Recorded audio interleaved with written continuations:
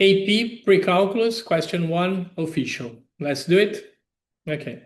It says a polynomial function P is given by this.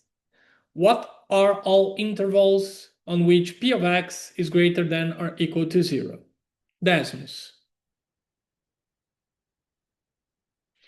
I plug it already.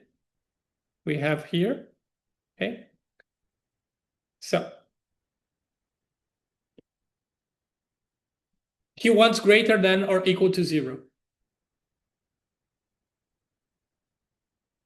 From minus infinite to minus 2, from 0 to 4, inclusive. 0, 4, inclusive, minus 2, inclusive, from negative infinite or minus infinite. Let's see the right answer. Is D.